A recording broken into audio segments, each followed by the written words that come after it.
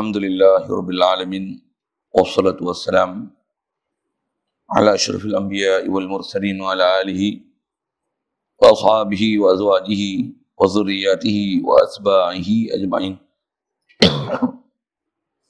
Subhanaka la ilma lana illa ma 'allamtana innaka antal alimul hakim. La haula wa la quwwata illa billahil aliyyil azim.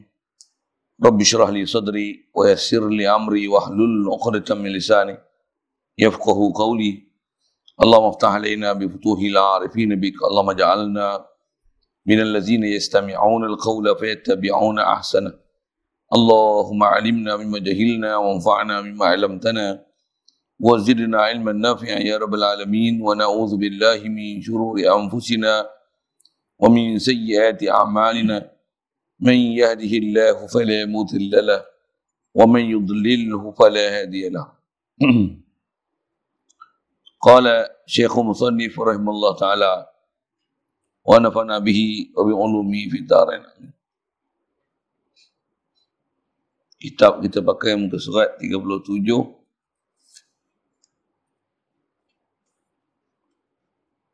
Dan sabda Rasulullah sallallahu alaihi wasallam, ala innal ghadaba jumratun fi qalbi ibni Adam, ala tarawna ila jumrati aynayhi wa infitahi awdajihi, faman wajada min dhalika syai'an falyadrib khaddahu bil ardi.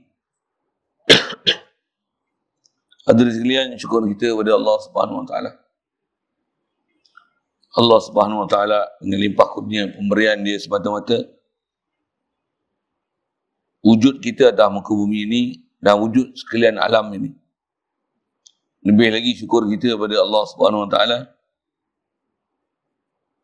dizahirkan kita atas muka bumi ini pada satu zaman yang menyebabkan kita dinisbahkan kepada khairat ummah, iaitulah Nabi kita Muhammad sallallahu alaihi wasallam. Alhamdulillah. Syukur Allah Subhanahu wa taala lahirkan kita melalui mak ayah kita yang mereka Islam, kita dapat Islam. Alhamdulillah. Dengan Islam itu Allah Subhanahu wa taala pelihara hati sanubari kita daripada ada apa-apa perasaan untuk menyembah berhala. Alhamdulillah. Diberi lagi kepada kita satu keadaan boleh taat, patuh perintah dia, meninggalkan larangan dia. Alhamdulillah. Diberi lagi nikmat besar kat kita, ada kehendak untuk terus taat dan nak belajar dan memahami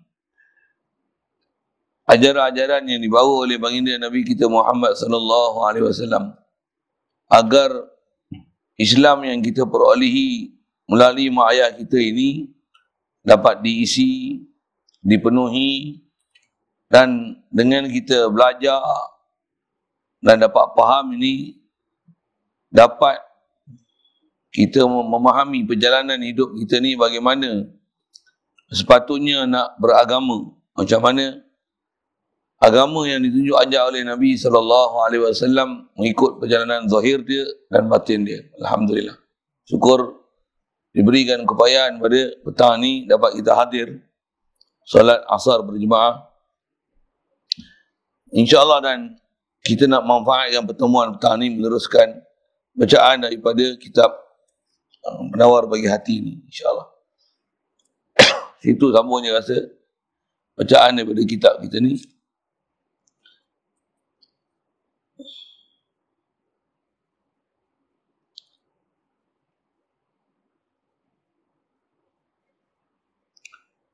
Ada sekalian bab yang kita duk bicara ni masih nak menyambung pembincangan kita mengenai marah, yang bila sebut bab marah ni, asal-asal ajaran daripada agama Islam ni disuruh kita mengawal marah. Marah ni antara satu tabiat dan kelakuan nafsu. Marah ni kita tak boleh buang langsung. Dia kena kenal marah ni apa dia, kena kawal marah ni. Ada tempat yang kena marah, ada tempat yang tak boleh marah. Tapi umumnya marah ni dia adalah datang daripada syaitan. Apa kita bicara dulu.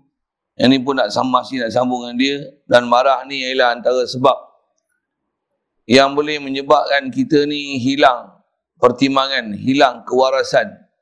Beberapa ramai manusia yang dengan sebab marah tu melakukan berbagai kesalahan dalam bab syarak. Hatta marah tu, marah dalam asalnya dalam bab yang betul, dalam bab agama. Tapi disebabkan tindakan yang dibuat itu atas dasar marah, walaupun asalnya membuat perkara yang disuruh bab agama, tapi oleh kerana bertindak atas nama marah, asalnya nak mencegah mungkar, tapi kemungkaran yang nak dicegah tu dicegah dengan mungkar juga.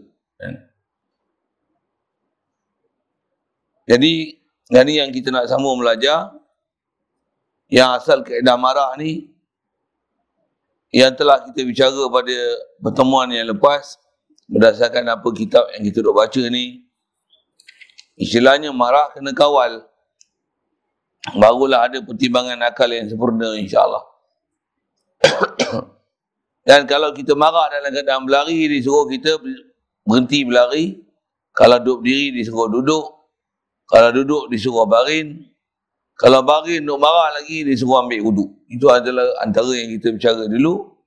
Antara lain yang terdekat, kita tengok ada sabda Nabi SAW tu, dia kata, Inna syaitana khuliqa minan nar, wa innama tudfa'un naru bil ma'i, fa idha ghadiba ahadukum falitawadda. Artinya bahawasanya syaitan itu dia ni dijadikan daripada api dan hanya sahaja dipadamkan ke api dengan air. Maka apabila marah seseorang kamu, maka hendaklah ia mengambil air sembahyang, ambil wuduk, dan sabda Rasulullah SAW. Ini sambungan kita. Jadi antara kaedah kawal marah ni adalah ambil wuduk.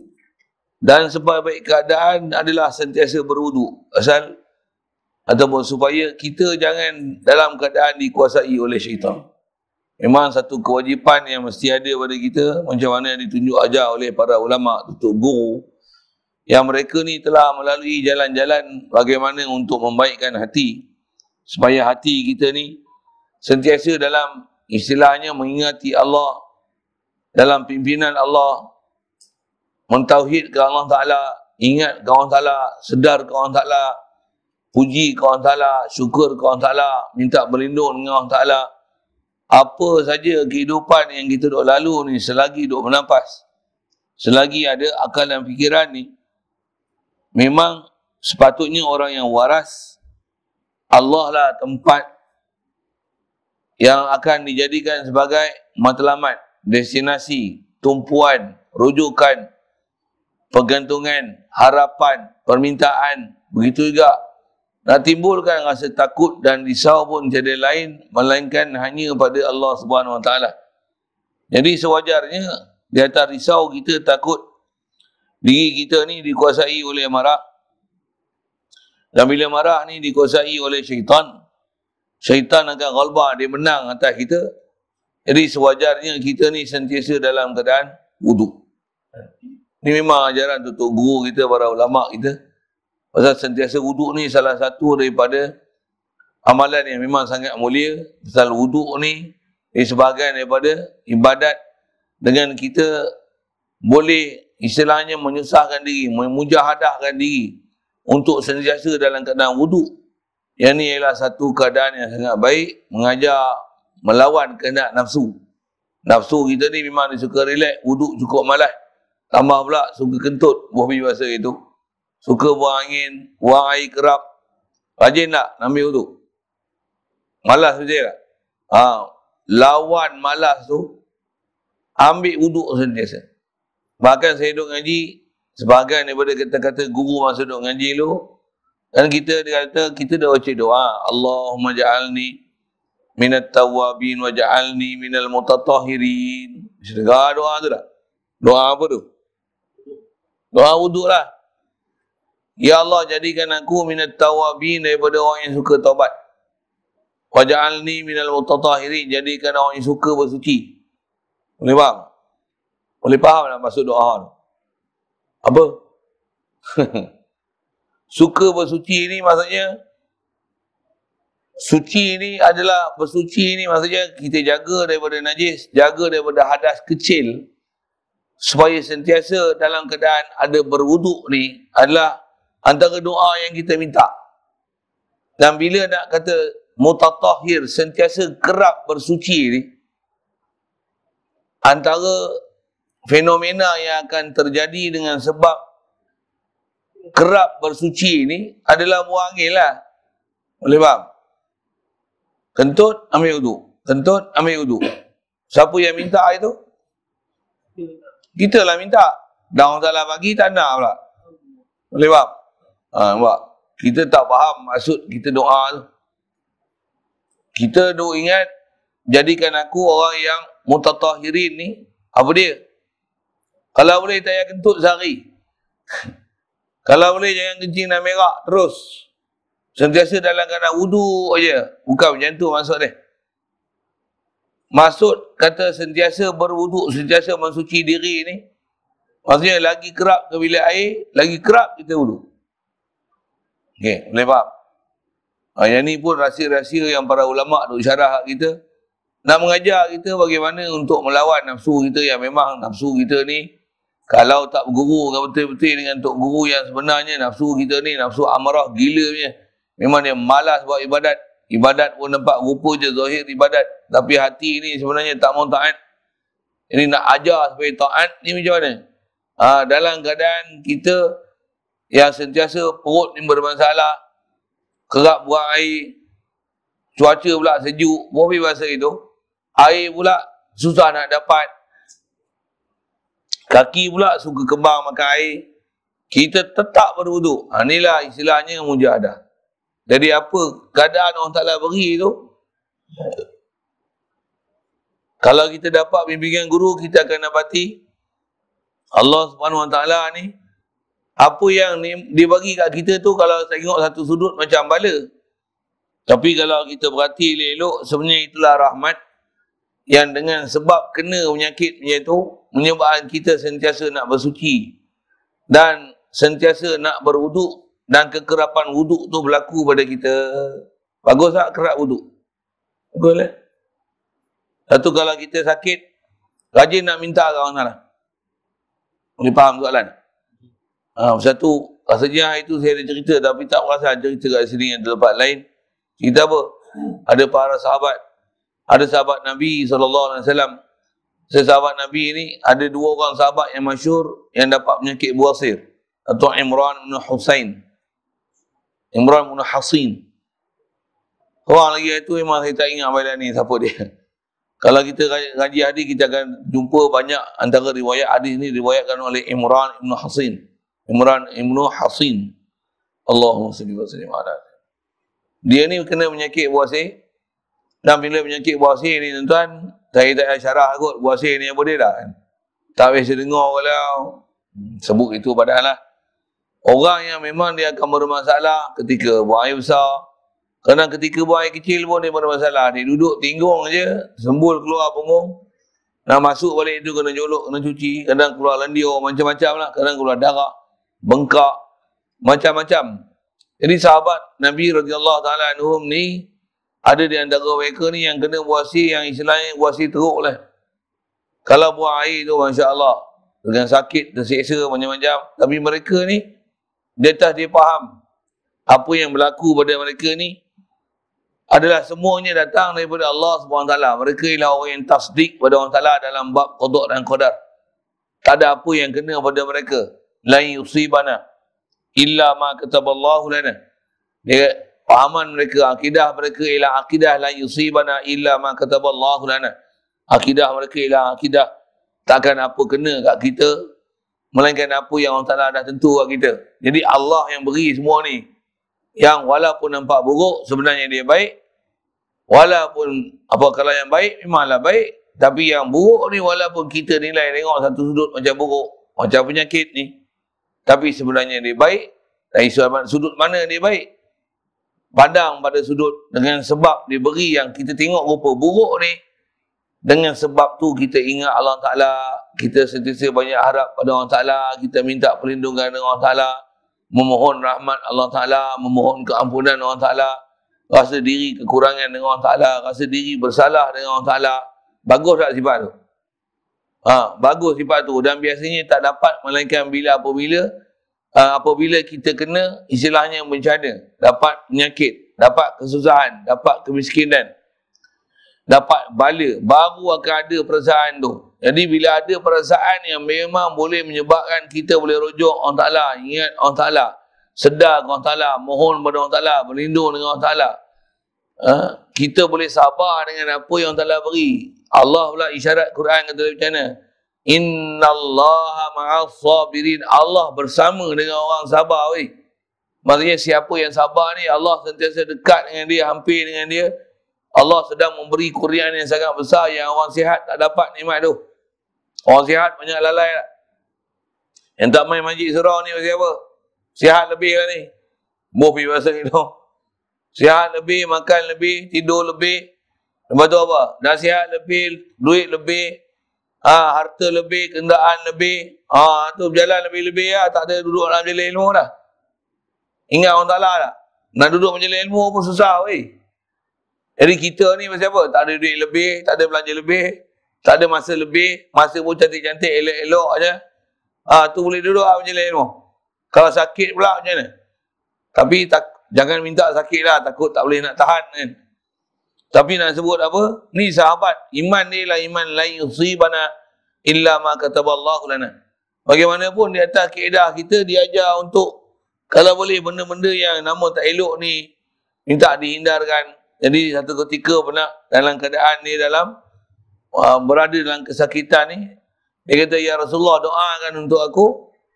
Allahumma salli. Doakan untuk aku sembuh daripada penyakit ni. Rasulullah, doa dia orang salah terima.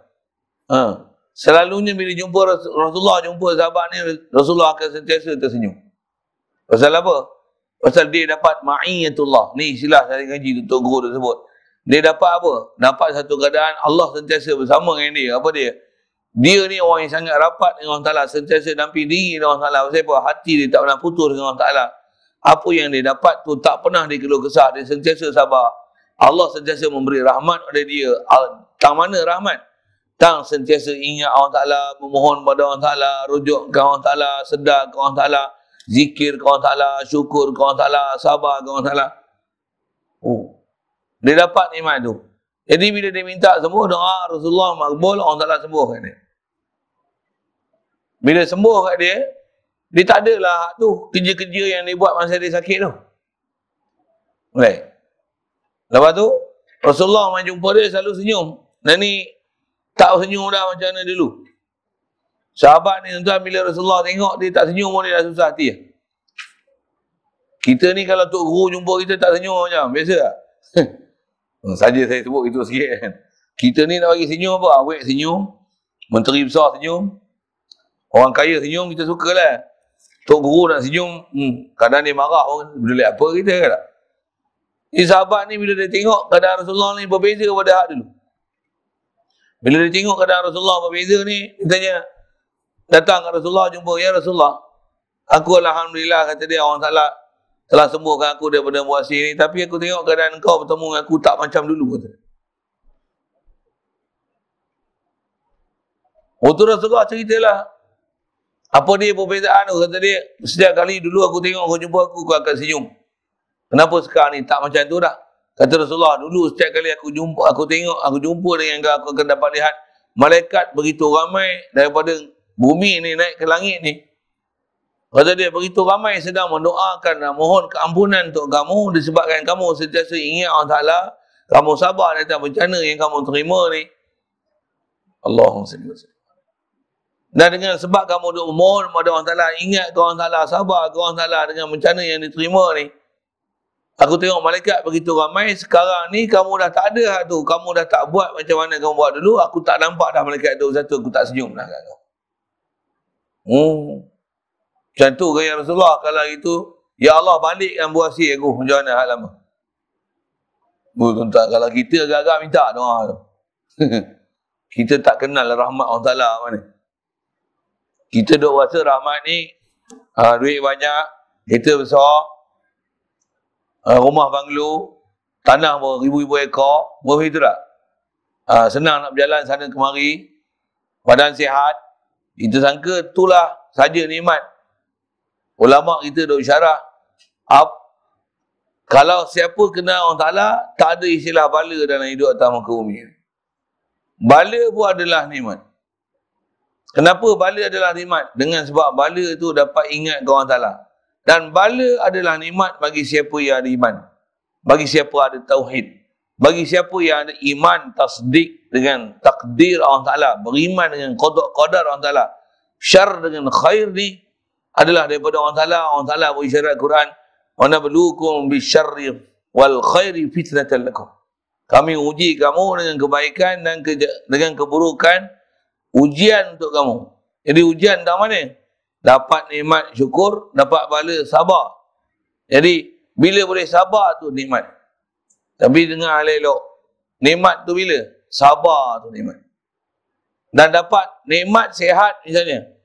Bila dia adalah nikmat, bila kita dapat tu syukur, rasa nikmat tu datang daripada Allah Ta'ala dan letakkan nikmat tu di tempat yang betul, baru dia ialah nikmat. Kalau tidak, nikmat tu adalah celaka. Satu, kita kena betulkan kepala otak kita ni, fahaman kita ni, mengikut fahaman agama. Ni kita kena belajar agama, macam mana ajaran Nabi SAW ajar kat kita, apa dia ajaran agama. Kalau kita belajar agama mengikut hawa nafsu kita, kita akan rasa beragama ni macam mana rasa aku dah ada agama. Betul, orang kaya dia rasa dia agama tak? Pasal apa? Aku dah sukses dalam hidup, aku berjaya. Dia rasa dia berjaya. Tapi dalam agama berjaya tu bukan dengan banyak harta weh. Rasulullah nak banding kita, kita banyak kereta lagi weh. Rumah dia besar mana, rumah kita besar mana. Yang tu pun kita angkat tangan nak kalah tak. Tapi siapa dapat nikmat banyak? Rasulullah ke kita? Siapa berjaya? Rasulullah ke kita? Jangan silap jawab weh. Rasulullah berjaya tak? Kita dengan para sahabat, siapa berjaya? Tapi kalau tengok bangunan siapa tinggi? Bangunan para sahabat ke bangunan kita zaman lah ni? Siapa berjaya? Jangan silap jawab. Para sahabat lagi berjaya weh. Jadi berjaya ni bukan diukur dengan harta benda. Berjaya ni bukan diukur dari sudut banyaknya kurniaan yang Allah Ta'ala beri kat kita. Bukan. Berjaya ni ialah sejauh mana apa saja yang berlaku tu Allah adalah dirujuk. Allah adalah diingat. Allah adalah diimani. Dapat nikmat, iman ke Allah Ta'ala. Sedar ke Allah Ta'ala. Realize ke Allah Ta'ala. Tenggelam, tengok sabab makhluk ni. Katalah dapat bantuan, dapat harta banyak siapa? Harga sawit naik, getah naik, dapat kerja, gaji, bos bagi bonus. Contoh, hujung tahun ni, 11, 12, dapat bonus. Nampak bos tak? Tak rasa kat bos, tak rasa kat pokok kayu, tak rasa kat sawit, tak rasa kat getah, tak rasa kat orang ramai, tak rasa apa. Pandang semua ni, yang ni laluannya yang beri la ilaha illallah, Allah sajalah mu'tiya wala mani' illallah. Ini ahli tauhid. Jadi yang ni baru dapat nikmat. Belah tu dah dapat harta bukan simpan, bukan kumpul, tapi belanja kan apa disuruh, pergi ngaji lagi, jumpa tok guru lagi. Belanja duit mahal pun, tiket mahal pun belanja. Minyak mahal pun belanja. Visa mahal pun belanja. Saja sebut itu. Saya sebut keadaan saya lah kan. Apa? Tak takut nak keluar duit. Pasal apa? Duit orang Ta'ala bagi tu bukan suruh buat ketui, bukan suruh buat rumah banglo.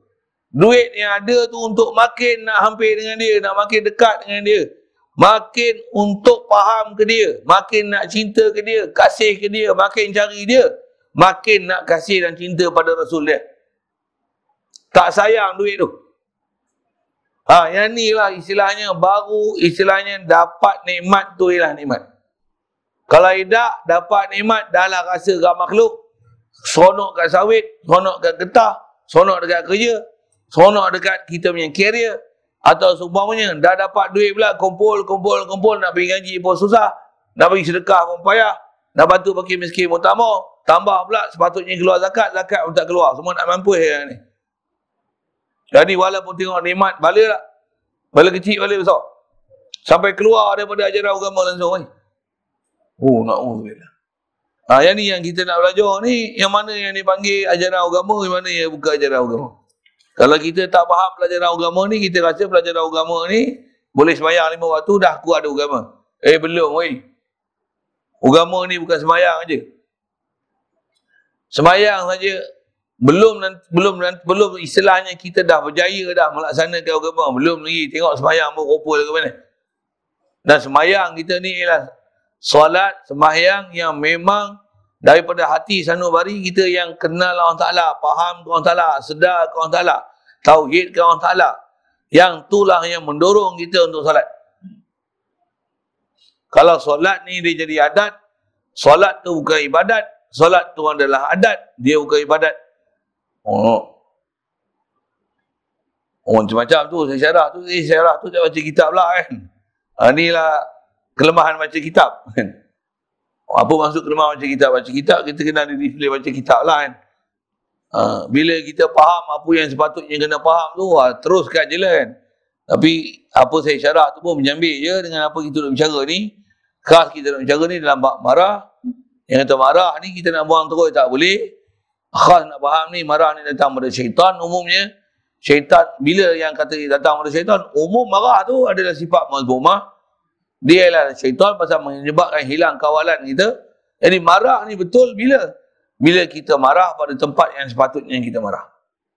Kita ni kadang terbalik, tempat yang sepatutnya kita marah, kita tak marah. Tempat yang sepatutnya kita tak marah, kita marah. Harga minyak naik, marah tak? Jawab. Marah tak?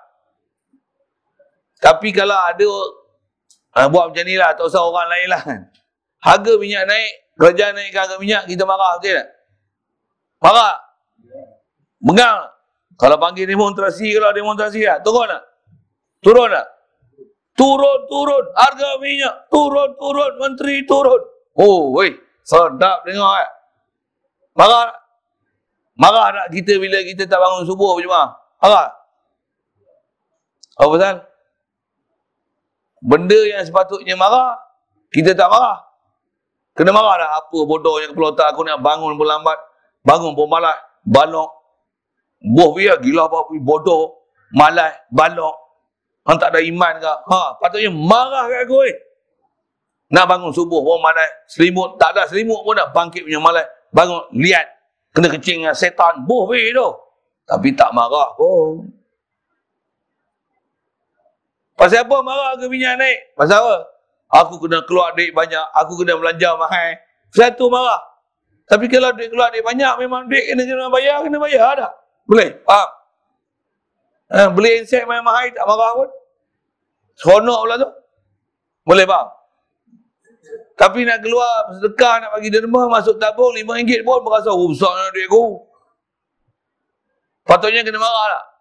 Awak RM5 rasa besar. Bubur. Beli handset RM4,000, patutnya budak dalam tabung RM4,000 lah. Apa betul? Boleh faham? Kena marah lagi. Apa benda macam ni yang nak kira RM4,000. Ni handset pun lama-lama turun harga, tak turun harga. Tambah dia keluar model baru. Jatuh harga lah. Makin murah lah. Makin buruk lah. Makin binasa lah. Duit kita bagi tu macam mana? Makin lama makin subur lah. Makin lama makin besar. Bodoh tak pula tak lah?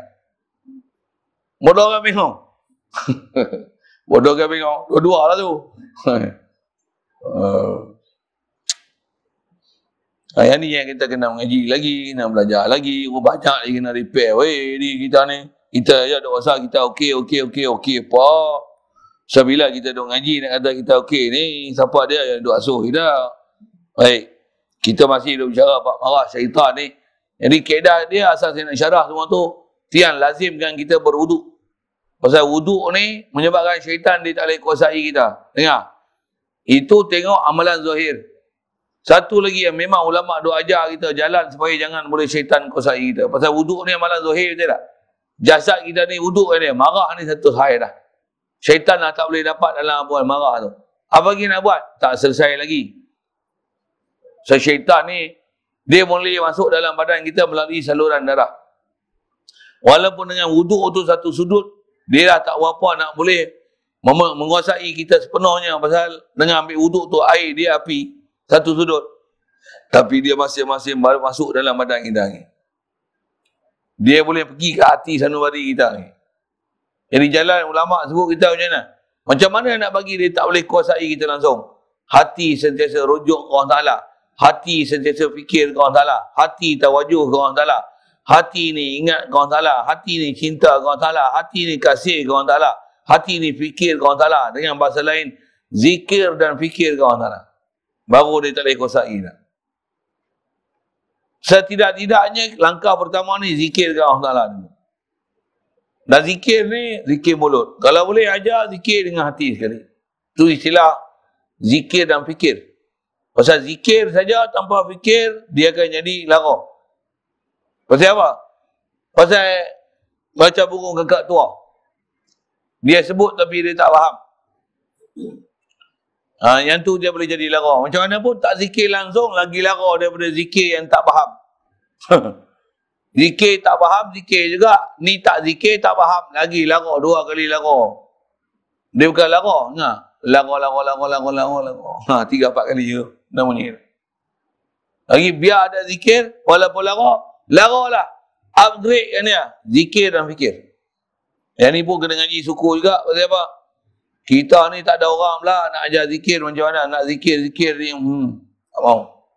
Padahal zikir ni pun perintah Allah Ta'ala kat kita juga dah. Wazkurullaha zikran katsira. Fazkurullaha qiyaman wa qu'udan wa ala junubikum. Fazkuruni azkurkum. Fa idza qadaytumus salata fazkurullah. Fa idza qadaytumus salata fazkurullaha qiyaman wa qu'udan wa ala junubikum. Allah Ta'ala memang duk suruh kita ingat dia saja.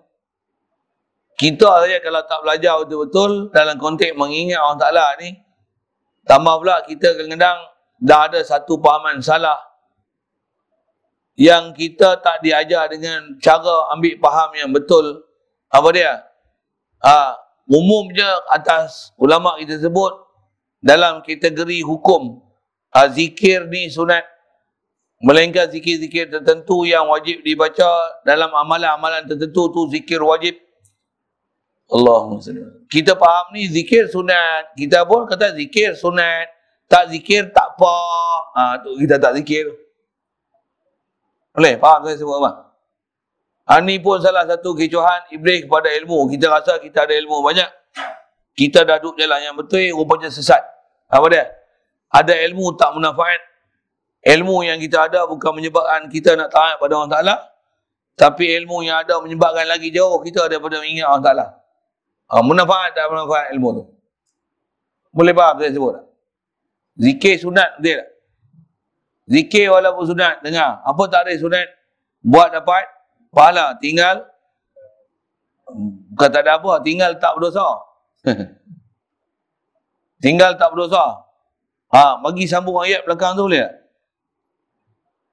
Kita dah faham buat dapat pahala, tinggal tak berdosa, tak buatlah. Ni kena dengan setan ni. Tak betul. Zikir ni sunat. Sunat ni buat pahala, tinggal taklah berdosa. Jadi elok dibuat. Betul. Elok dibuat. Baru pahaman tu betul. Kalau zikir buat dapat pahala, tinggal tak berdosa. Tak berdosa. Tak payahlah zikir. Kepala otakmu. Saya kena berbuat ayat tu.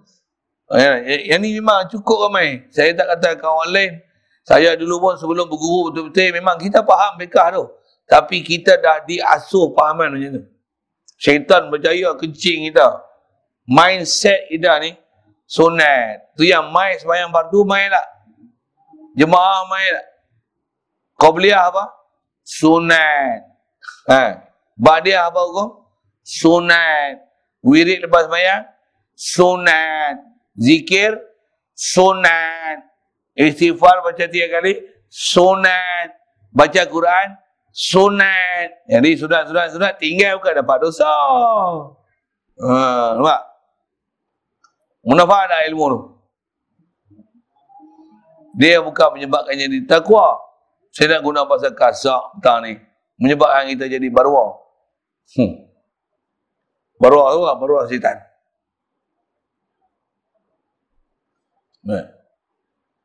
Makruh pula. Kita pergi sana sikit, haram tak sibuk lah. Buat taklah berdosa. Tinggal dapat pahala. Hantu kepala otak lain pula. Alah, buat bukan berdosa. Oh, dia pergi tu. Dia pergi gaduh ke buat tu. Hak sunat. Dia pergi gaduh pada hak tinggal tu. Sepatutnya, hak makruh ni, buat ni, dapat, taklah berdosa, tapi tinggal, dapat pahala. Sepatutnya belakang tu. Ayat dia macam mana? Elok ditinggal. Memanglah bukan wajib ditinggal, tapi elok ditinggal. Sunat buat dapat pahala, tinggal tak berdosa. Sambung ayat belakang tu. Eloklah dibuat. Buat dah. Itu. Jadi pun tuan-tuan kena ngaji daripada saluran betul. Yang tu yang kita kena pakar, ni sunat, ni wajib, ni sunat, ni sunat, ni sunat, ni sunat.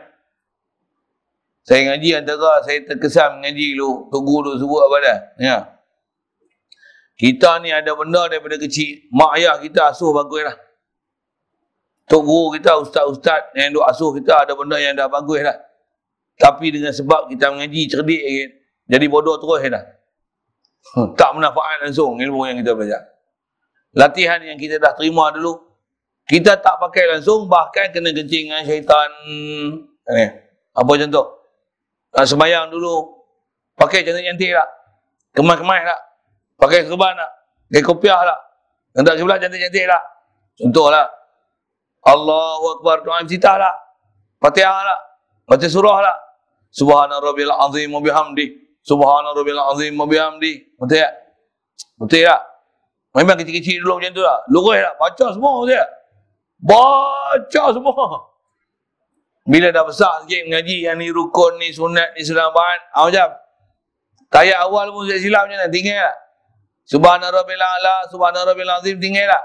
Doa iftitah tinggal tak? Surah-surah tinggal tak? Pasal apa tinggal? Tolong jawab. Sunat. Sebelum faham sunat tu baca tak? Ilmu kita tak manfaat sikit pun. Bahkan ada ilmu tu jadi barwah. Saya tak ada bahasa nak sebut. Bahasa tu senang. Faham? Barwah tu apa? Barwah syaitan. Pasal apa? Barwah nafsu. Pasal apa barwah nafsu? Nafsu mengajak kita untuk buat amalan. Sunat. Buat. Nafsu suka tak buat amalan? Jawab elok.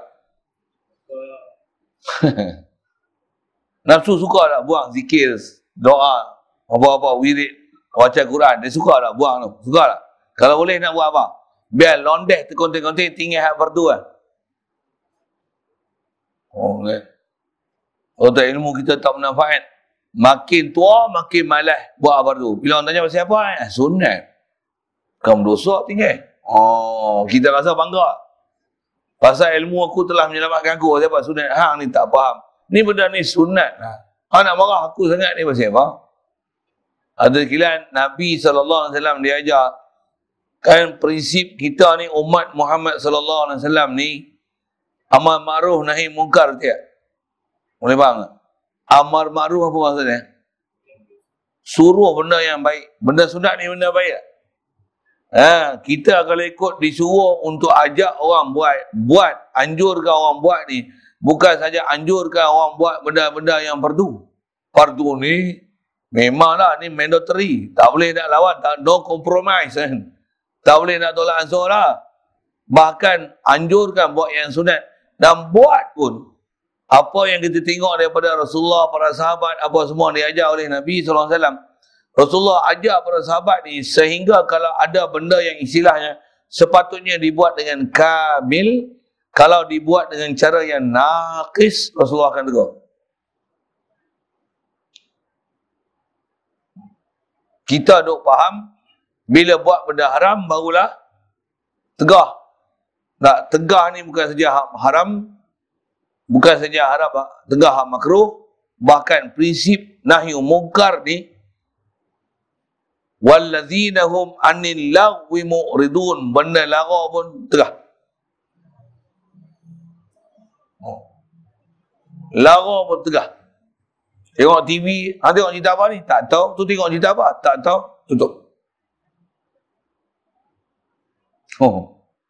Ada tak macam tu?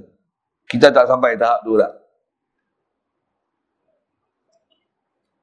Saja saya nak syarah tu pasal nak sebut. Asal nak bicara tak kata nak kawal tu lah.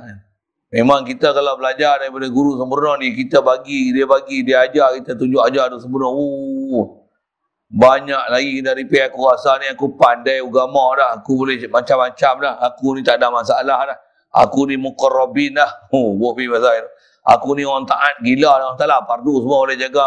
Nak jaga apa bukan? Susah semayang Ramadan. Okey lah. Kita ada rasa okey. Padahal duk kena kencing dengan setan. Duk kena kencing dengan nafsu ni. Allah. Baik. Masih lagi kita cerita bab marah ni, dia kata dia kata sabda Nabi SAW, masih lagi tak syarahkan bab marah ni, kata syaitan daripada api ni. Dia kata innal ghadaba jumratun biqalbi ibni Adam. Ala tarawna ila jumrati ainaihi wa infitahi awdajihi faman wajada min zalika syai'an falyadrib qaddahu bil ardi. Terjemahnya kata dia, jaga-jagalah bahawasanya marah itu seperti bara api pada jantung Ibnu Adam. Marah ni dia kata dia ialah ibarat macam bara api. Kata dia, adakah tiada melihat kamu pada merah dua matanya? Memang bila kesan marah ni, apa akibatnya nanti? Merah dua mata. Memang orang marah, mata merah lah. Pasal apa mata merah? Dengar sikit kajian sains lah. Mata merah ni disebabkan kapilari darah membesar. Disebabkan darah banyak mengalir di tempat itu. Satu dia merah. Boleh faham? Jadi pasal apa darah banyak? Pasal tekanan darah tinggi. Boleh faham? Itu kajian sains. Atas kajian kita daripada syarak, pasal apa boleh merah mata? Memang betul kapilari darah membesar dan nak menunjukkan syaitan dah besar. Sekarang dia bukan ikut saiz biasa. Dia dah duduk dalam badan kita. Dia telah menguasai kita sampai mata kita bukan biasa punya. Mata kita pun dah lihat dengan pandangan-pandangan mata syaitan dan iblis. Menyentuh kot bahasa syarahannya tu. Kata dia, adakah tiada melihat oleh kamu pada merah dua matanya? Orang marah, mata merah tak? Lagi bang, muka merah tak? Tak payah bagi penampak tak? Muka merah tak? Telinga merah tak? Pasal apa tu? Membara tu. Betul tak? Marah daripada api, betul tak? Tak percaya main saya nak try. Okay. Kalau sepak-sepak tu sejuk, beku pucat yang muka, ada tak macam tu? Budak kecil pun total sepak dia. Pasal sepak tu. Muka merah. Sabit dia tengok kita badan besar, dia budak, kita orang tua. Kalau satu saiz dengan dia macam mana? Dia lawan pun, dia gomoy kita tu. Sabit dia tengok hang besar, kita besar. Anak pun kena kita pukul balik, dia kecil. Kalau dia besar dengan kita tak berani pukul dah. Boleh faham? Budak kecil pun kita tampak muka merah ke muka pucat. Pucat ni bila? Pucat ni takut. Muka merah macam apa? Satu kita pukul dia, dia pucat. Cukup, pasal pukul. Pasal apa? Dia dah takut lah. Pukul muka merah, pukul.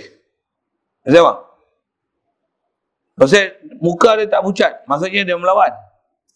Pukul. Saya ngaji psikologi kan. Saya boleh ngajar psikologi balik kat tuan-tuan. Bukan saja psikologi. Boleh ngajar apa kesan pukul. Satu suami, salah satu tindakan suami boleh buat apabila isteri nusyus, pukul, betul tak? Suami pukul isteri kan, muka isteri merah kah, menyala kah, pucat. Isteri bila kena pukul, apa salah saya apa? Dia pucat lah. Tuan-tuan tak pukul lah. Tuan pukul lah. Dia mengaku salah tu. Tuan-tuan tak pukul pun sepatutnya macam tu. Tuan tak pukul lah. Siapa? Dia jekah pun dia nak menangis lah. Jekah pun. Tuan jekah lah. Suara up tinggi sikit lah. Dia duduk sebawah kita makan. Contoh. Nak kita nak faham psikologi sikit ni. Tak marah dengan takut. Tu kan. Dia tanya, abang dah makan ke? Kita kena letih abang. Abang nak makan. Letih lah, penat ni. Ngusat lah. Dia pulut nak tanya tu kan. Kita pun bukan tujuan nak marah. Tapi bila letih ni, baran tak? Baran tak? Tengok muka dia ke mana. Kalau muka dia pucat, maksudnya dia rasa dia bersalah. Kalau kita kata ni, nanti lah saat letih ni. Duk tanya ni. Kalau muka dia merah, maksudnya dia baran. Tuan-tuan nak jumpa tu, pakar psikologi pun tak boleh syarah tu. Tu jumpa Tok Guru lah jumpa ni. Dia ajar tu. Satu. Kata, boleh ulama' dulu ajar kita. Tuan-tuan baca buku psikologi tak jumpa tu. Ni mahal ni. Kena minta pengeras 50 ringgit orang. Apa saya nak cerita ni? Anak tu barak. Kita kata ni. Muka merah menyala. Muka merah menyala tu maksudnya dia barat yang kita tu. Dia tak buah hati tu kita pukul dia tu. Kalau kita panggil dia tu. Panggil dia. Ambil mana ni? Dia pucat tu. Dia pucat tu saya takut tu. Boleh bang? Saya buat. Kita pukul pula. Lagi pucat. Minta maaf apa? Tu tak pukul lah. Okey lah. Tak okey lah. Tapi kita pukul dia. Menangis. Ni muka duk merah ni. Mata dah tengok pak dia tengok kecil. Tengok anak mata pula. Tengok kalau anak mata dia tengok mata duk merah. Dia tengok pak dia macam kecil lah. Badan nak duk macam ni. Tu lain tu. Tak puas hati tu. Tu ajak. Sampai dia turun. Sampai dia turun. Saya nak ajak panjang lagi. Saya ajak tu. Yang tu kena penggeras RM500. Saja saya bawa pula bodoh tu. Satu, kita mengaji bila jumpa Tok Guru betul kan. Banyak benda dia ajak ni. Dia dah satu.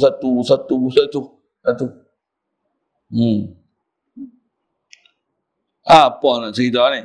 Orang marah ni merah dua mata lagi. Dan bengkak urat lehernya.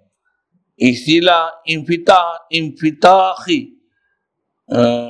Intifah. Bukan saya hilap, saya baca dia apa? Baca dia lajak mulut kan. Wantifahi. Bengkak tu dengan mana urat leher ni, urat merih ni dia akan jadi kembang. Memang orang marah kalau macam mana? Aku apa? Itu lah. Contoh lah, saya kaki barat kan, saya boleh buat itu. Lagi. Biasa tengok cerita Incredible Hulk. Ada dah. Saya nak cerita betul Rasulullah cerita ni. Memang Rasulullah pakar psikologi. Pakar zahir batin. Dia daripada dia lah puncak Tok Guru kita boleh cerita semua. Incredible Hulk tu bila kena marah sakit je macam mana? Tukar jadi colour hijau. Tu macam mana? Cuma colour dia hijau. Tu ya pelik kan? Apa punya kaedah dia, teori dia ambil saya tahu. Patutnya merah lah. Lepas, saya buat. Ni orang putih ajar khurafat, kita pun bodoh khurafat kat dia lah. Ada pula merah, marah jadi colour hijau. Bodoh, mohong. Merah lah ke hijau. Boleh faham? Saya tuan-tuan, perkiraan ni saya lawan dulu ke. Saya sabit masa mengajak tak bisa sebut kan. Ni hari ni mau sebut. Patutnya merah. Ni kembang ni colour merah. Merah lah. Tentu kalau nak buat cerita kartun pun bila dia marah tu. Kau! Colour dia tu merah biasa ni, buah merah pekat ke. Baru pandai buat colour. Boleh bang? Saya buat bang? Cik. Apa cerita ni saya nak cerita tu, kembang buat tekuk tu. Satu tuan-tuan kalau tengok orang mengajak, bapa siapa duk bercakap, kalau sampai urat tegak ni duk tegang tu, jelah tu barang tu. Hambah duk ceramah ni, dia nak hapuskan hak kita orang Melayu. Oh tu cakap tu lain tu. Lain tu. Itu barat tu. Tuan-tuan tegur dia lagi. Pang dia pergi tu. Pasal apa tu? Cakap tu dah nada lain. Satu kita tengok tutup guru jarang cakap itu lah. Kalau dia marah pun macam mana? Rasulullah pernah tak dia marah? Pernah. Bila tengok ada benda-benda yang buat tu tak kena tu, Rasulullah khutbah, pernah dia khutbah, merah tak 2 biji mata dah. Dia pernah khutbah Jumaat, dia pernah baca khutbah ni dalam keadaan ihmarrat sainahu ka'annahu nadhirul jaysh. Ittaqullah. Dia apa ni? Tengok semua duk lalai banyak ni macam mana? Ittaqullah. Kita sebut ittaqullah tak ada apa-apa. Yang marah pasal lain. Minyak naik. Rasulullah dia marah tu. Ittaqullah. Bila hak Allah Ta'ala dilanggar tu dia marah. Jauh ni, beza.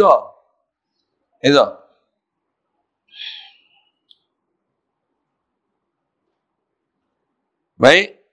Maka barang siapa mendapat ia akan suatu daripada demikian tu. Jadi panduan besar dia nak ajar kita ni. Kat kita sendiri lah. Kalau kita sendiri ni kita perasan mata merah, urat tengkuk pun dah tegang lah, maka hendaklah memukulkan ia akan pipinya dengan bumi. Benda lah tu. Pukul pipi dengan bumi. Itu terjemah biji sebiji Arab tu. Apa maksudnya? Baring. Orang marah selalu kalau dia baring, dia buat apa? Dia duduk. Duduk dia buat apa? Dia bangun.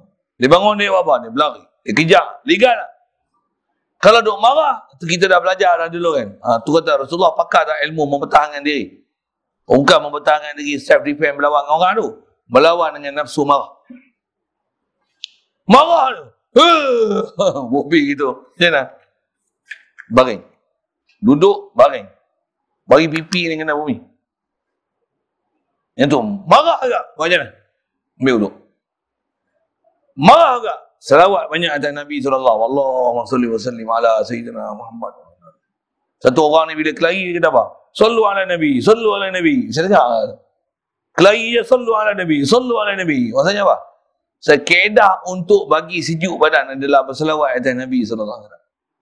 Oh. Semua ada dah. Semua dah diajak. Kita tak faham. Apa? Sallu ala Nabi. Orang tak faham dia tu. Kalau kita faham sallu ala Nabi, aku dah lebih lajak ni. Allahumma salli wa sallim ala ya Rasulullah, aghisna, bantulah kami ya Allah. Bantulah kami ya Rasulullah. Okey, siap.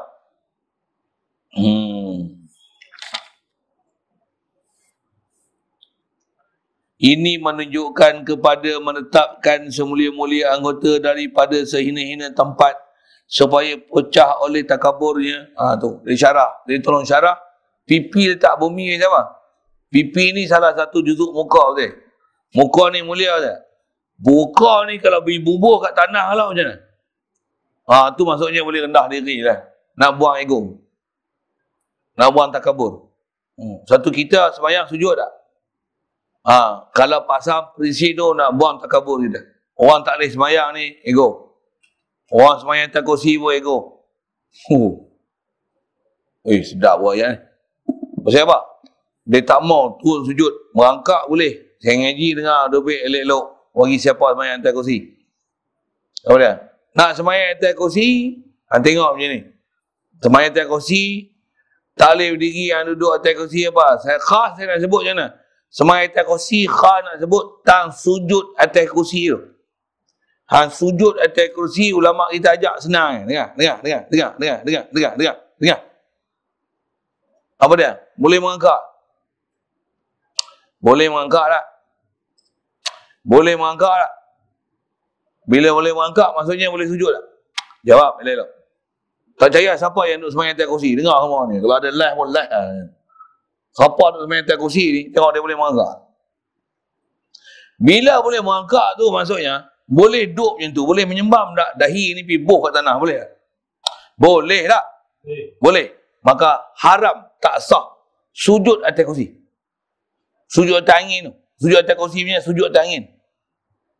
Tak sah. Pasal apa? Rukun sujud tu tak sempurna. Pasal dia boleh mengangkat, berarti boleh sujud di bawah, sedangkan sujud atas angin. Boleh? Faham? Tak faham tanya. Senang kan dobit lah. Ulama ajar ni, prinsip sepeh ni. Lama lah memang duk ajar ni. Kita tak bisa mengaji. Sekali lagi sebut kalau tak faham. Siapa yang duk sujud atas angin, dia tak mau dahi dia pergi letak kat bawah tu. Bagi alasan tumit lah, sakit lutut lah, gini. Dobit dah macam ni. Boleh merangkak. Boleh merangkak tak? Hatta orang yang tak boleh berdiri, dia berjalan dengan merangkak tu. Boleh tak sembahyang atas kursi?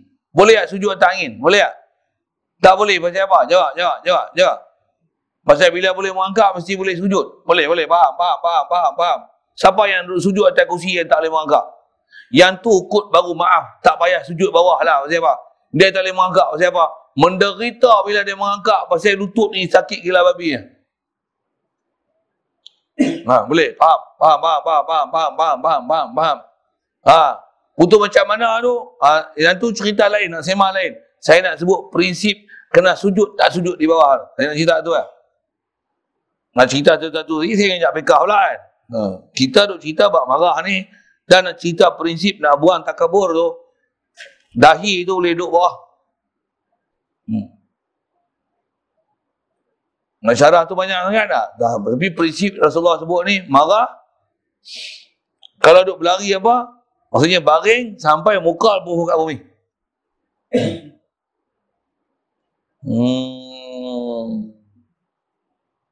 Sikit kalau kajian sains yang mereka dah tolong kaji untuk kita tolong sebut je. Apa dia?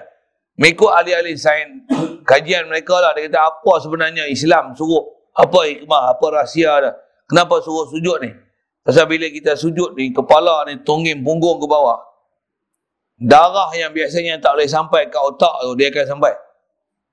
Dan otak kita ni, bila tempat yang tak pernah sampai darah begitu sekian lama, bila kita sujud dengan keadaan menungging, tambah pula sujud dalam waktu yang jangka masa yang lama, membran sel yang tak pernah lama kena oksigen dan tak pernah disampaikan darah ke dia tu, bila dengan perbuatan sujud yang menungging tu, kepala di bawah, punggung di atas tu, menyebabkan semua membran sel yang tak pernah sampai darah tu, dia akan sampai tu, menyebabkan kita ada kewarasan berfikir.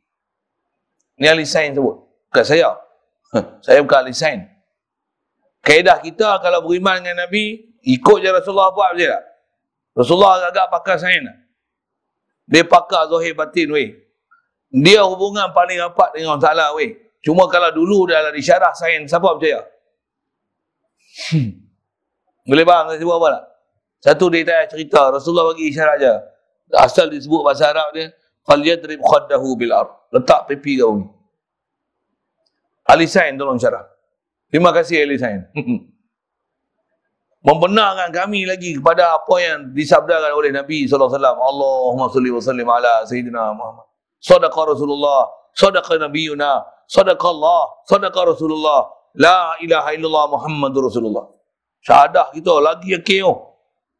Cuma kita lah buat tak buat, terima tak terima apa ajaran Nabi. Okay, sambil tu saya sebut masalah sujud atas angin tu.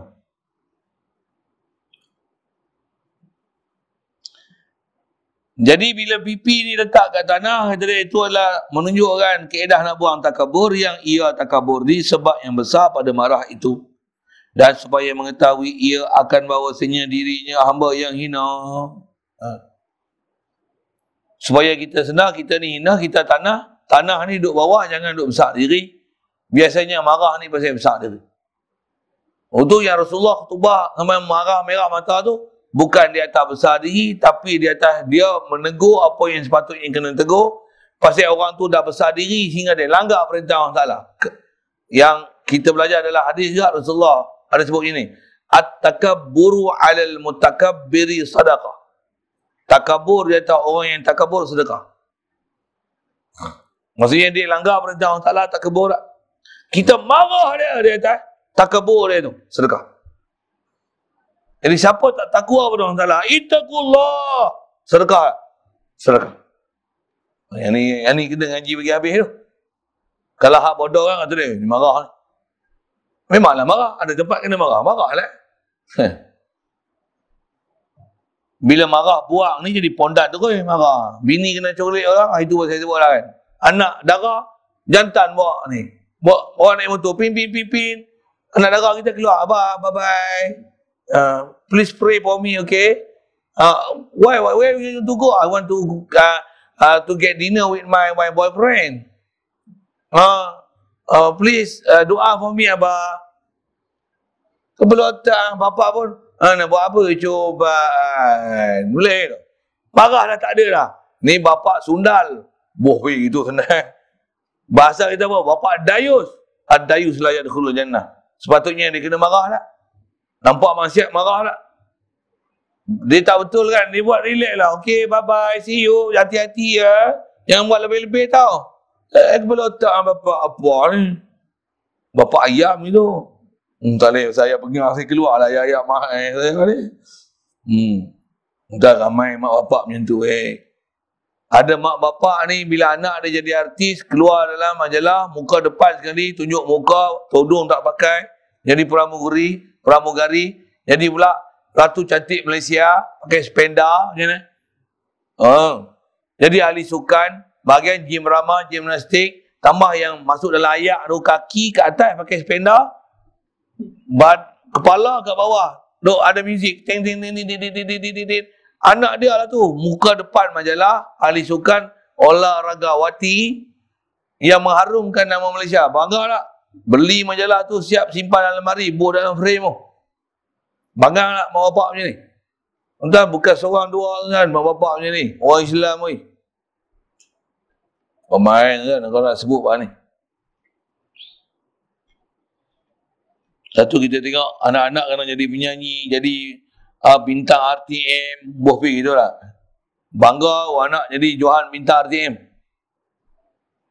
Orang yang jadi Johan bintang RTM bangga lah jadi bintang RTM. Bintang RTM ni pakai tahu tak apa dah. Kaki nyanyi dah, kaki melalak. Dapat anugerah pun kita apa? Bismillahirrahmanirrahim. Assalamualaikum. Assalamualaikum warahmatullahi wabarakatuh. Ni pegang trofi dapat jadi bintang RTM ni. Alhamdulillah, syukur saya pada Allah Ta'ala.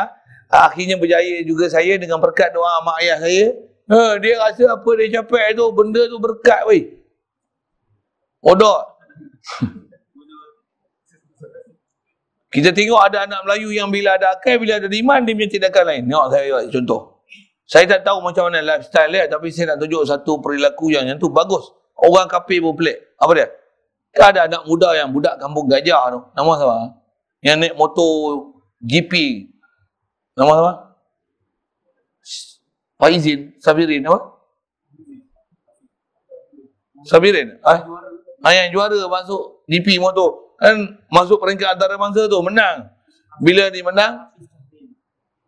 Tak tahulah. Dia tu, tengok ya YouTube ada tu. Kan bila menang, orang putih ni, bila dia menang tu, sagi dia goyang motor arak tu, cek dia buka tu, kawan tu bila dia tengok, dia duduk tangga stage nombor 1 tu, duduk pegang trofi tu, bila kawan tu goncang motor arak tu, dia lari macam lendak. Saya apa? Ni nak sembok aku dengan arak. Piu. Sampai orang yang pengulas sukan tu kata dia, oh this Malaysian boy, get away from the... dia cakap itulah, saya nak ulang tu, saya bukan apa dia punya lirik tu kan. Orang Malaysia ni kata dia, lari, takut kena sebut dengan arak. Unbelievable. I cannot. Dia pelik. Okey, bagus. Ni. Biar orang kafir pelik. Menang. Pengacara Melayu pula bodoh. Dia telah sujud sahwi. Saya tengok kelakar. Pengulas sukan bodoh rupanya. Tak ada agama. Sujud sahwi. Dia ke sembahyang subuh tadi, dia tak ada kunut kot. Saya nak ulas tu lagi macam saya nak menyokong dia bawa motor pula. Saya bukan tujuan tu, tapi dia kata apa? Saya kata ada satu sudut nilai agama tu kat dia. Sujud pula tu dengan topi-topi, dengan ada dia punya cover sini. Sujud nak tahu apa ada cover itu, kiblat apa lah mana. Cuma ada mufti bodoh dia kata boleh. Saya tak ada buat ayat lain, saya buat mufti bodoh lah. Saya tak betul. Anak cakap fatwa, cakaplah fatwa mengikut mazhab Syafi'iyah lah, cakap mazhab lain. Pendapat. Memanglah aku fahamlah ilmu banyak pendapat macam-macam. Tapi janganlah keluar fatwa yang pelik, yang menyalahi daripada ulama kita disebut bagi pening orang. Macam tak ada kepala otak yang ni. Tak boleh saya kasar lagi tu lah. Boleh. Dia pelik tengok ni. Satu sudut memang dia bagus, tapi satu sudut awak keluar, awak pelak gini. Janganlah buat pelak. Bagi betul lah. Jangan bagi pening orang. Masyarakat kita pening banyak lah.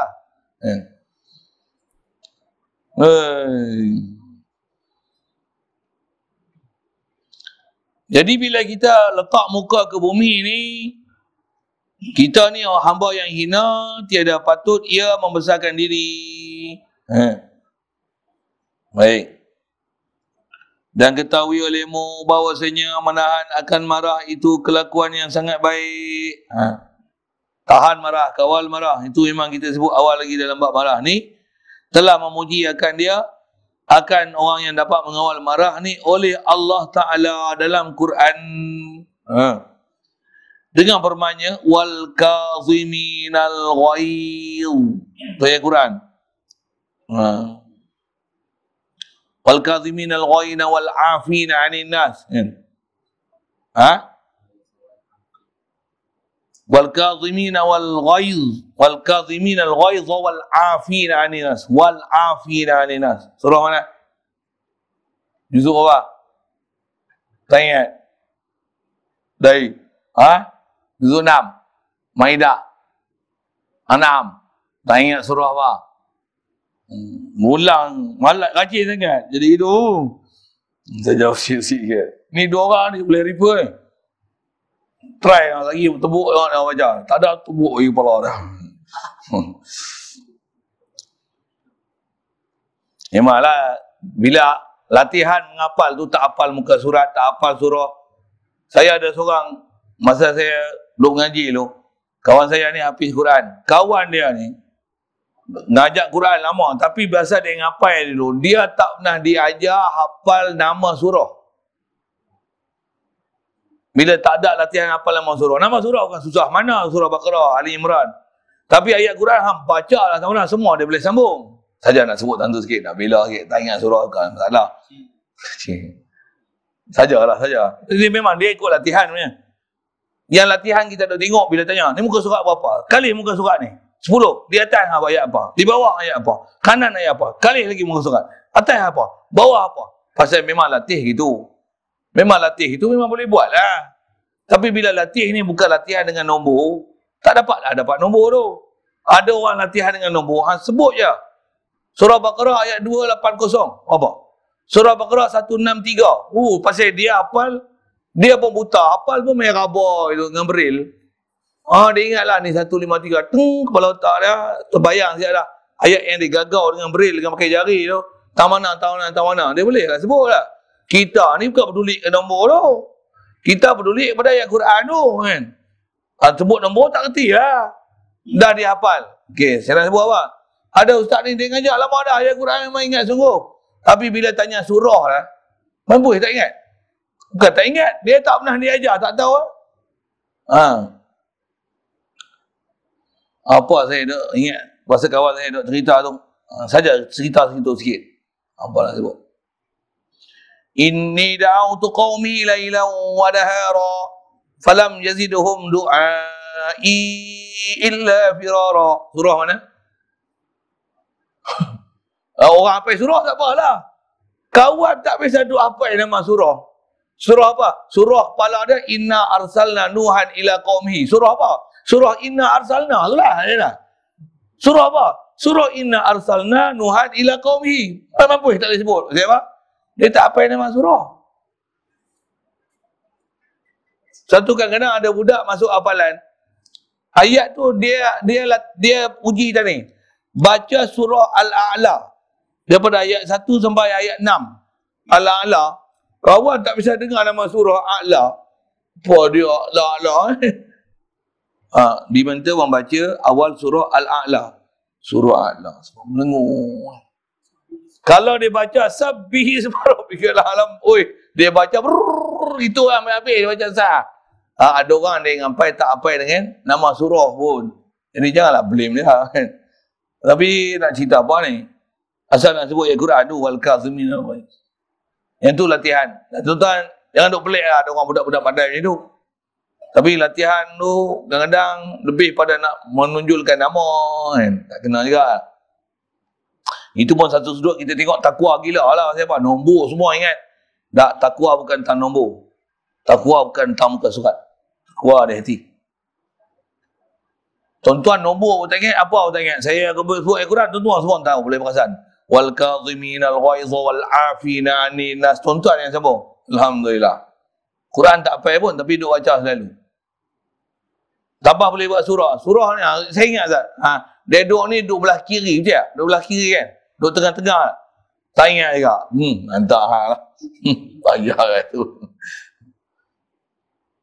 Nak cerita Allah naklah puji. Memanglah ulama dulu sebelum ada Quran yang serupa macam mana mushaf yang Osmani lah ni, Quran ni cetak lain, muka surat lain, muka surat lain. Terabuk kita mana boleh ingat muka surat. Betul tak? Nombor pun ada khilaf, ada kata tania, ada nani nombor ni, angka ni, banyak ni, mana ada sama. Jadi masalah nombor tak ada masalah, jadi yang baca Al-Quran betul. Orang lah ni duk bangga dengan nombor, dengan muka surat, dengan atas, dengan bawah. Sedangkan yang nak dibangga bukan satu, nak dibangga tu apa isi Quran yang anda faham, anda bawa selama ni pada dia. Macam mana pun, boleh hafal nombor apa, bagus juga lah. Tapi itu bukan kemuncak, bukan maksimum pencapaian dalam agama. Tentu pun kena betul juga. Kadang sibuk nak hafal ayat Quran dengan nombor. Siap boleh sebut nombor-nombor ni. Hadis Bukhari, nombor sekian-sekian, jilid sekian-sekian. Itu Wahabi. Tak jadi. Wahabi sekejap yang dulu kan. Wahabi banyak passion tu. Bagi nampak kagum kan. Surah ni, ayat ni, surah ni, ayat ni, surah ni, ayat ni, nombor ayat ni, surah ni, ayat ni. Allah Ta'ala doa ta'arah. Belah. Mampu yang akidah. Walaupun orang boleh sebut ayat Quran dan surah. Akidah pula tak betul. Walaupun orang boleh sebut ayat dan surah. Dengar, elok-elok. Tentu jangan teruja dengan ayat Quran. Boleh sebut ayat surah, muka surat berapa. Satu, kita punya kemahiran Quran tu suku. Dan dia belum istilahnya pencapaian yang maksimal. Dia adalah pencapaian yang paling kamil sekali. No. Itu baru boleh baca dan hafal. Hafal dan membaca belum adalah satu pencapaian yang maksimal. Yang kita tak boleh baca langsung ni pun satu hal juga. Awak sampai tak boleh baca. Satu hal juga. Tapi bukan pencapaian tu baca ataupun taranum. Bukan. Tu apa dia? Semua tu adalah memang dalam suruhan agama. Tapi bukan itu pencapaian maksud. Maksud dia apa? Hati tu setaruh mana hang kenal Allah Ta'ala, takwa Allah Ta'ala.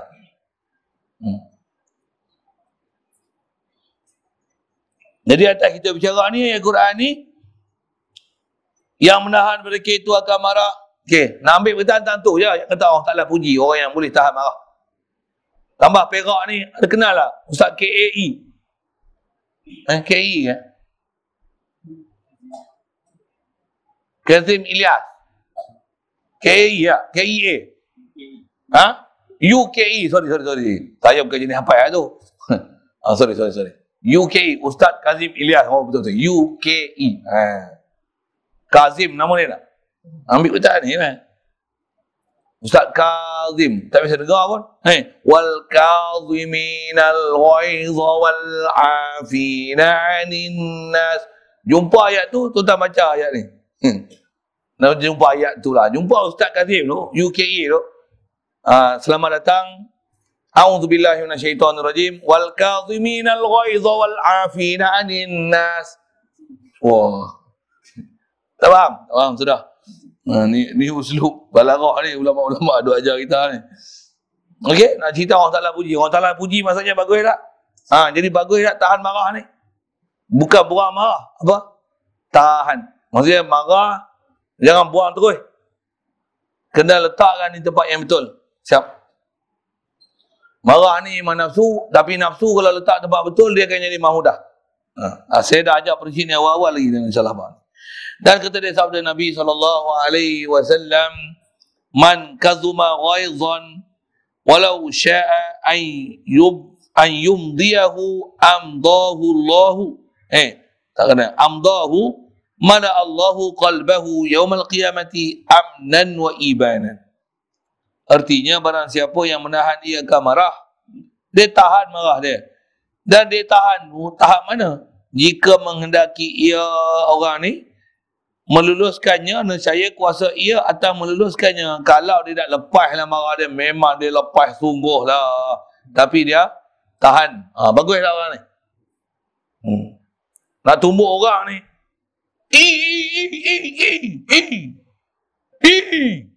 Orang kalau ikut dia lepas tu hancur muka kawan tu. Tapi kalau ikut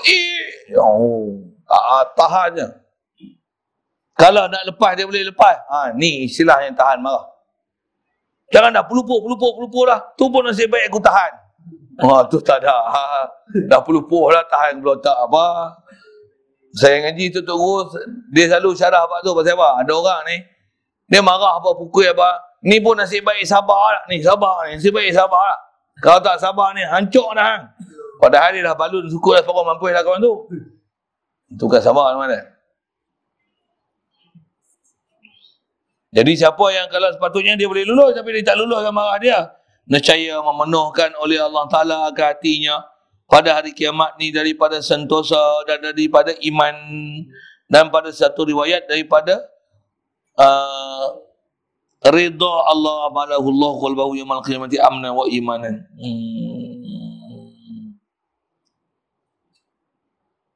Amdahu mala Allahu qalbahu.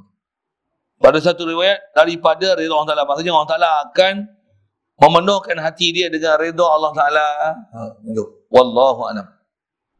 Okey, selesai bab marah tu. InsyaAllah panjang umur kita jumpa. Bab yang keempat pada pencintaan dengki pula. Ada soalan?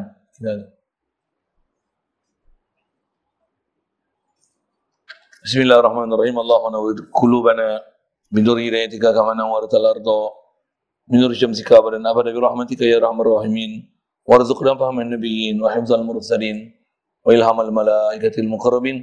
Allahumma aftah lana abwabal ma'rifati kama fatahta ala awliyaika wa asfiyaika wa azkiyaika wa ahibbaika wa akhillaika bi rahmatika ya arhamar rahimin. Bijahi sayyidina Muhammadin Mustafa sallallahu alaihi wasallam. Alhamdulillah rabbil alamin.